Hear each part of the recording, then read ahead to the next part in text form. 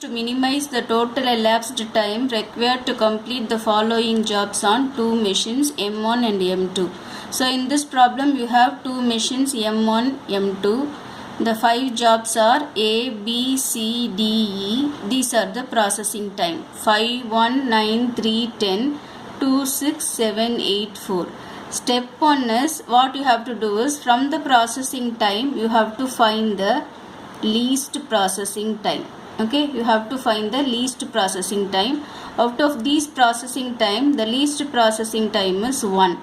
This 1 corresponds to machine 1. So if the number processing time corresponds to first machine means you have to allot the job from the left side, that is from the beginning.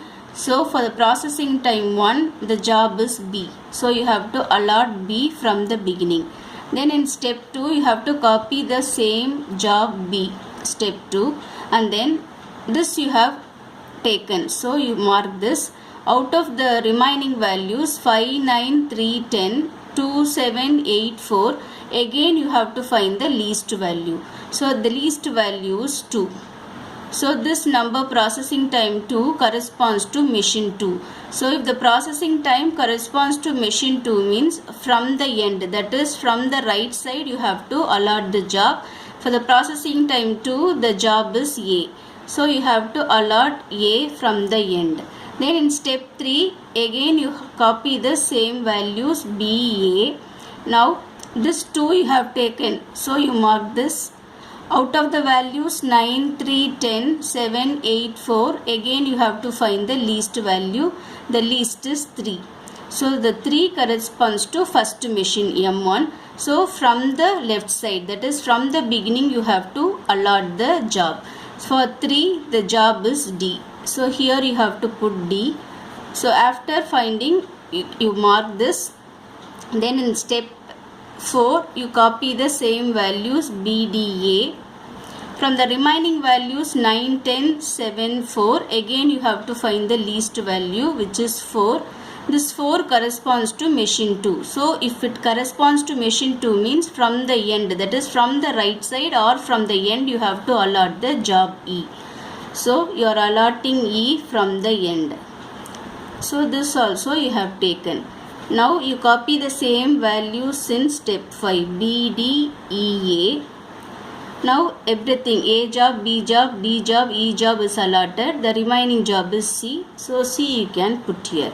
So this is the sequence. B, D, C, E, A is the sequence. Now we are going to find the total elapsed time. Now you write the sequence of jobs one by one, that is B, D, C, E, A. Okay, you write the jobs one by one. Here you write processing time.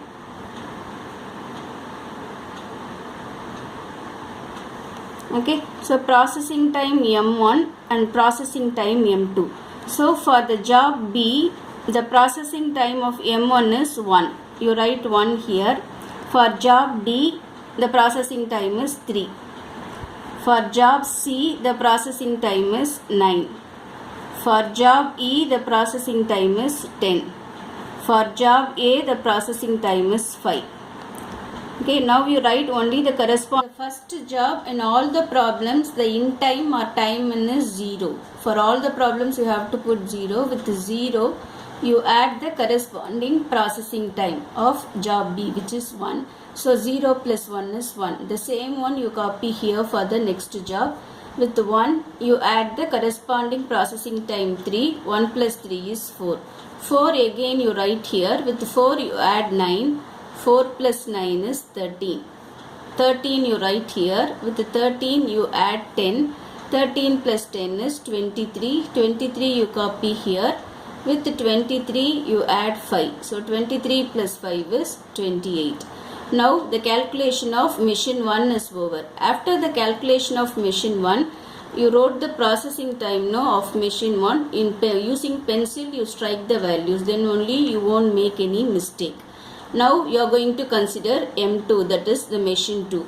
Now for the same jobs under M2 you write the corresponding processing time. For job B the processing time is 6. For job D the processing time is 8. For job C the processing time is 7. For job E the processing time is 4. For job A the processing time is 2. I am writing the M2 values of the jobs in the order that is given. Now the time in for all the problem, whatever value you are getting here, you have to rewrite the same value in the for the first job time in. Then with 1 you have to add the value 6, that is the processing time of M2. 1 plus 6 is 7. You have to compare 7 with 4. Whichever is larger, that value only you have to put here. Out of 7 and 4, 7 is larger. 7 you write here. With the 7 you add 8. So 7 plus 8 is 15. 15 and 13 you compare. 15 is the largest value. So 15 you write here. 15 plus 7. So 15 plus 7 is 22. 22 and 23 you have to compare. Out of these two values, 22 and 23, 23 is larger. So you should not write 22 here. Instead 22 you have to write 23. Because if you compare this value with this, 23 is the largest. So 23 you have to write. With 23 you add 4. So 23 plus 4 is 27. Now you compare 27 with 28. Which is largest value? It is not 27. 28 is the largest value. So 28 only you have to put here. With 28 you add the processing time on M2, that is 2. 28 plus 2 equal to 30. Okay, this is your total elapsed time.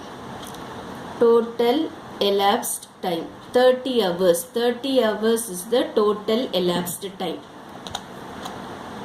Now we are going to find the idle time of machine M1 and machine M2. We are going to find the idle time of machine M1 and machine M2. For finding idle time of M1 and M2, M1 you have the given problem, no? You add all the values, that is you find the total.